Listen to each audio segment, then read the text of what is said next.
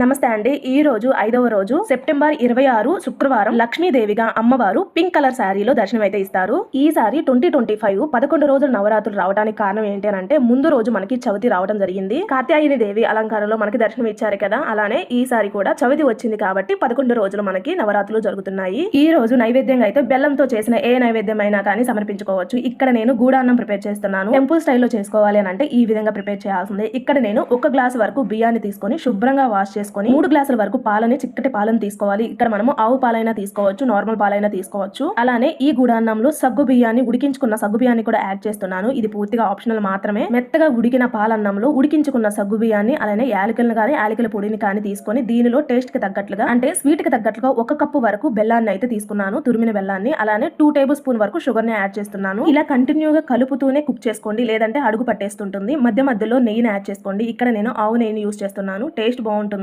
అలానే ఆవు నెయ్యితో చేసిన కానీ ఆవు పాలతో చేసినా కానీ నైవేద్యంగా అమ్మవారికి చాలా ఇష్టము. ఈ కన్సిస్టెన్సీ వచ్చిన తర్వాత సపరేట్ గా నెయ్యిలో అయితే నేను పచ్చి కొబ్బరి ముక్కల్ని, జీడిపప్పుల్ని, ఎండు ఖర్జూరాలని వేయించుకున్నాను. వాటిని అయితే వేసుకున్నాను. చివర్లో కాస్త పచ్చ కర్పూరం వేయండి. టెంపుల్ స్టైల్లో ఫ్లేవర్ తో టేస్ట్ తో బాగుంటుంది. అంతేనండి. ఇంత ఇష్టంగా, ఇంత టేస్టీగా, ఇంత బాగుండే గూడాన్నం ప్రిపేర్ చేసి అమ్మవారికి పెడితే అమ్మవారి ఎంతో ఇష్టపడుతుంటారు కదా. శాస్త్రం ప్రకారం అయితే గూడాన్నంలో చివరలో అరటి పళ్ళు కూడా వేస్తారు. ఇది కూడా పూర్తిగా ఆప్షనల్ మాత్రమేనండి. ఓం శ్రీమాత్రే నమః. వీడియో నచ్చితే లైక్ చేసి షేర్ చేయండి.